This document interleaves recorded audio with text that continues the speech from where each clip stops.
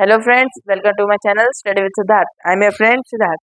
Friends, हमने हमारे last chapter यानी पार्ट नंबर 37 में पढ़ा था कि कर्ण और दुर्योधन मारे गए।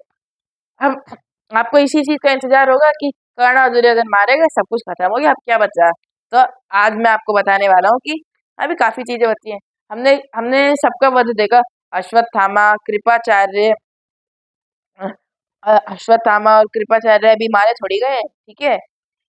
तो अगला जो हमारा चैप्टर है ना, ये चैप्टर नंबर 38, ये है अश्वत्थामा के बारे में ही। अगर आपने पिछला चैप्टर अब तक नहीं देखा है तो आप उसको अभी उसका लिंक डिस्क्रिप्शन में आप जाके देख सकते हैं। अब दुर्योधन पर जो कुछ भी बीती, अब मैं स्टार्ट कर रहा हूँ, ठीक है। आप खोल सकते हैं पेज नंबर 91। अब दुर्योधन पर जो कुछ भी बीती उसका हाल सुन के अश्वत्थामा बहुत क्षुब्ध हो उठा। अब दुर्योधन पर जो कुछ भी बीता उसका हाल सुन के अश्वत्थामा को बहुत बुरा लगा। उसके पिता द्रोणाचार्य को मारने के लिए जो कुचक्र रचा गया था वो भी उससे भूला नहीं गया था, ठीक है। तो उस जगह पहुंचा जहाँ पे दुर्योधन मृत्यु की प्रतीक्षा करता हुआ पड़ा हुआ था। मतलब प्रतीक्षा मतलब इंतजार कर रहा था, वहां पे पड़ा हुआ था। दुर्योधन के सामने जाके अश्वत्थामा ने दृढ़ता पूर्वक प्रतिज्ञा की कि वह आजाद पांडवों को मार देगा। मृत्यु की प्रतीक्षा करते हुए दुर्योधन ने जब ये सुना तो उसका पुराना वैर फिर से जागृत हो गया और उसको कुछ प्रसन्नता हुई। अब उसका पुराना वैर फिर से जागृत हो गया कि और उसको थोड़ी खुशी हुई। मतलब उसका पुराना जो जलन भावना थी वो फिर से जागृत हो गई और उसको कुछ खुशी हुई, ठीक है। अब उसके बाद वो उसको कुछ प्रसन्नता हुई। उसने आसपास खड़े हुए लोगों से कहकर अश्वत्थामा को कौरव सेना का विधिवत सेनापति बनाया और बोला कि आचार्य पुत्र, शायद मेरा यही अंतिम कार्य है। मतलब अब उसने एंड टाइम पे उसको कौरव सेना का सेनापति बनाया अश्वत्थामा का और बोला कि आचार्य पुत्र, शायद मेरा यही अंतिम काम रहेगा, ठीक है। और शायद आप मुझे शांति दिला सके, मतलब शायद आप मुझको शांति दिला दे उन लोगों को मार के। किनको? पांडवों को। अब मैं बड़ी आशा से आपकी राह देखता रहूंगा, मतलब मैं राह देखता रहूंगा मतलब इंतजार करता रहूंगा। सूरज डूब चुका था, रात हो गई थी। एक बड़े बरगद के पेड़ के नीचे अश्वत्थामा, कृपाचार्य और कृतवर्मा। अच्छा, मैं आपको स्टार्टिंग में बताना भूल गया, कृतवर्मा भी तो जीवित है, उसकी भी थोड़ी मृत्यु हुई है। अब सूरज डूब गया था, रात हो गई थी। एक बड़े से बरगद के पेड़ के नीचे, मतलब बनियान ट्री के नीचे अ, अश्वत्थामा, कृपाचार्य और कृतवर्मा रात बिताने की गरज से ठहरे। कृपाचार्य और कृतवर्मा बहुत थके हुए थे, इसलिए दोनों वहीं पड़े पड़े सो गए। लेकिन अश्वत्थामा को नींद नहीं आई। अश्वत्थामा सोचने लगे, मैं इन पांडवों और पिताजी की हत्या करने वाले धृष्टद्युम्न को उनके संगी साथियों समेत एक ही साथ क्यों ना मार डालूं। अभी रात का समय है और वे सब अपने शिविरों में पड़े सो रहे होंगे। इस समय उन सबका वध कर डालना बहुत सुगम होगा। मतलब अब रात का टाइम है, वो सब सो रहे होंगे, तो इस वक्त उनका वध करना बहुत ही आसान होगा। अश्वत्थामा ने कृपाचार्य को जगाकर उनको अपना निश्चय सुनाया। फिर अश्वत्थामा की ये बातें सुन के कृपाचार्य व्यथित हो गए और बोले कि अश्वत्थामा, सोते हुए लोगों को मारना कभी धर्म नहीं हो सकता, तुम ये विचार छोड़ दो। ये सुन के अश्वत्थामा झल्ला के बोला गुस्से में कि आपने भी क्या धर्म धर्म की रट लगा रखी है। दृढ़ता पूर्वक अपनी इच्छा जताकर ये अश्वत्थामा पांडवों के शिविर की ओर जाने लगा। ये देख के कृपाचार्य और कृतवर्मा भी अश्वत्थामा के साथ हो लिए। आधी रात बीत चुकी थी। पांडव पांडव अपने शिविर पांडवों के शिविर में भी सैनिक मीठी नींद सो रहे थे। अश्वत्थामा पहले धृष्टद्युम्न के शिविर में घुसा। उसने सोते हुए धृष्टद्युम्न को पैरों तले ऐसा कुचला कि वह तत्काल ही मर गया। इसी प्रकार सभी पांचाल वीरों को अश्वत्थामा ने कुचलकर भयानक ढंग से मार डाला और द्रौपदी के पुत्रों को भी एक एक करके हत्या कर दिया। मतलब द्रौपदी के पुत्रों को भी मार दिया। कृपाचार्य और कृतवर्मा ने भी हत्याकांड में अश्वत्थामा का हाथ बटाया। वहीं तीनों ने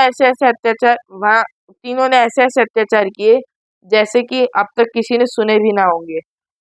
उन्होंने वहां आग लगा दी। आग भड़क उठी और सभी शिविरों में फैल गई। इससे सोते हुए सारे सैनिक भी जाकर भयभीत होकर इधर उधर भागने लगे।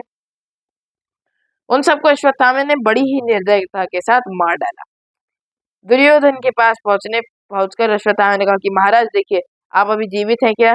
महाराज दुर्योधन, आप जीवित हैं क्या? उसने ऐसा पूछा। देखिए मैं आपके लिए कितना सुंदर समाचार लाया हूँ, जिसे सुनकर आपका कलेजा जरूर ठंडा हो जाएगा। जो कुछ हम लोगों ने किया उसे आप ध्यान से सुने। सारे पांचाल खत्म कर दिए गए हैं। पांडवों के भी सारे पुत्र मार दिए गए। पांडवों की सारी सेना हमने सोते हुए ही सर्वनाश कर दिया और पांडव पक्ष के अब केवल 7 ही व्यक्ति जीवित बचे हैं। हमारे पक्ष में कृपाचार्य, कृतवर्मा और मैं 3 रह गए हैं।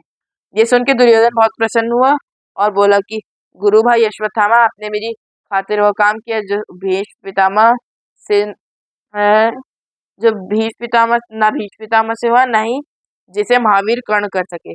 इतना कह के दुर्योधन ने अपने प्राण त्याग दिए, मतलब दुर्योधन वो मर गया। देन द्रौपदी की दयनीय अवस्था की क्या कहें। युधिष्ठिर के पास आकर कातर स्वर में पुकार उठी कि क्या इस पापी अश्वत्थामा से बदला लेने वाला हमारे यहाँ कोई नहीं रहा है। मतलब द्रौपदी का क्या ही बोले, वो बहुत ही ज्यादा विचलित हो उठी थी। वहां के कातर स्वर में कहती है कि क्या इस पापी अश्वत्थामा से बदला लेने वाला हमारे पक्ष में कोई नहीं। शोक विह्वल द्रौपदी की हालत देखकर 5 पांडव अश्वत्थामा की खोज में निकले। ढूंढते ढूंढते आखिर उन्होंने गंगा नदी के तट पर छिपे अश्वत्थामा का पता लगा ही लिया। अश्वत्थामा और भीमसेन में युद्ध छिड़ गया, लेकिन अंत में अश्वत्थामा हार गया। पांडव वंश का नामो निशान तक मिट गया था। हाँ, लेकिन उत्तरा के गर्भ की रक्षा हो गई। मतलब उत्तरा के जो गर्भ था उसकी रक्षा हो गई।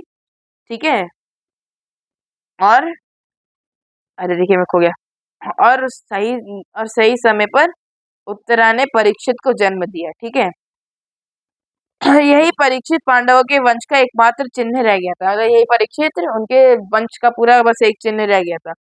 हस्तिनापुर का सारा नगर निस्सहाय स्त्रियों और अनाथ बच्चों के रोने कलपने के हृदय विदारक शब्दों से गूंज उठा। मतलब हस्तिनापुर का सारा नगर निस्सहाय स्त्रियां और अनाथ बच्चों के रोने रोने और उनके उनके दयनीय शब्दों से गूंज उठा था पूरा। ठीक है। उनकी दयनीय अवस्था देखने लायक नहीं थी, इतना ज्यादा वहां पे हस्तिनापुर में हो चुका था। ठीक है। वृद्ध महाराज धृतराष्ट्र कुरुक्षेत्र की समर भूमि में गए, जहाँ एक ही वंश के बंधु बांधवों ने एक दूसरे से भयानक युद्ध करके अपने ही कुल का सर्वनाश कर डाला।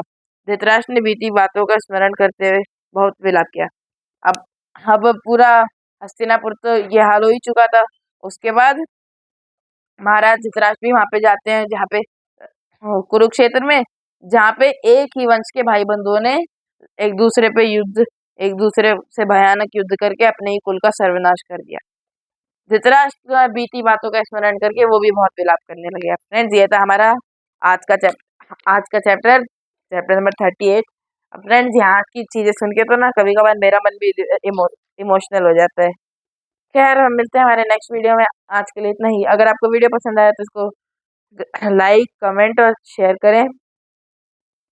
एंड हमारे हर वीडियो का सबसे पहले नोटिफिकेशन पाने के लिए चैनल को सब्सक्राइब करें। आज के लिए इतना ही। जय हिंद।